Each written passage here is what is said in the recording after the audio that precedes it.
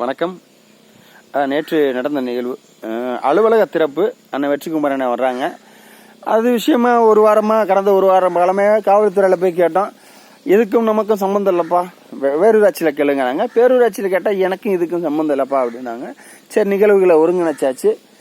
அண்ணன் வெற்றிக்குமரனை வர்றாங்க. பறையசி அடிச்சுக்கிட்டு இருக்கோம். அவ்வளவு காவல்துறை எங்கிருந்து வந்தாங்கன்னு தெரியல. திடீர்னு வந்து நின்னாங்க.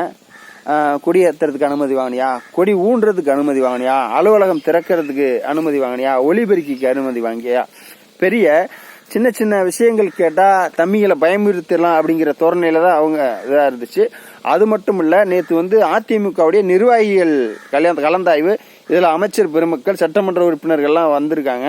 அந்த நிகழ்வுல நம்ம சீமான் தம்பிகள் புலிக்கொடியை ஏந்திக்கிட்டு அந்த களத்துல நிக்கவே ஒரு பயத்தை ஆளும் தரப்பினருக்கு உண்டாக்கிருச்சு தான் போல இருக்கு. அண்ணன் வெற்றிக்குமரனை வந்தாங்க. பறையசி அடிச்சுக்கிட்டு இருந்தோம். என்ன விஷயம், காவல்துறையெல்லாம் வந்திருக்காங்களே அப்படின்னு வந்து அண்ணன் கேட்டாரு. ஒன்றும் இல்லைங்க, காவல்துறையிட்ட அனுமதி கேட்டோம். பேரூராட்சியில் கேட்க சொன்னாங்க. பேரூராட்சியில் கேட்டோம். எங்களுக்கும் அதுக்கும் சம்மந்தம் இல்லாங்க. நிகழ்வுகளை ஒருங்கிணைச்சாச்சு, அழகா பண்றோம்.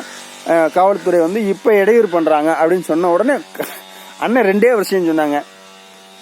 ஆளும் தரப்புக்கு ஒரு சட்டம், நமக்கு ஒரு சட்டமா விடு, வழக்குன்னா நம்ம சந்திச்சுக்கலாம் அப்படின்னு சொல்லிட்டு வெற்றிக்குமரனை சொன்னதுக்கு அப்புறம் தான் காவல்துறை அமைதியாயிட்டு இந்த விஷயங்களை கைவிட்டாங்க. நாம் தமிழர் கட்சி பிள்ளைகளுக்கு மட்டும் ஏன் இவ்வளவு பெரிய அழுத்தம் தர்றீங்க அப்படிங்கிறது தெரியல. நம்ம வேடசந்தூர் சட்டமன்ற தொகுதிக்கு மட்டும்தானா, இல்ல 234 தொகுதியில இருக்க நாம் தமிழர் கட்சி பிள்ளைகளுக்கும் இந்த மாதிரி ஆளுங்கட்சிகள் அழுத்தம் தர்றீங்களா அப்படிங்கிற விஷயங்கள் தெரியல. நாங்கள் ஒருபோதும் உங்களை எதிரியா பார்த்தது கிடையாது. நீங்க எங்களை எதிரியா பாத்துறாதீங்க. இதன் விளைவுகள் வேற மாதிரியா இருக்கும். நன்றி, வணக்கம். நாம் தமிழர்.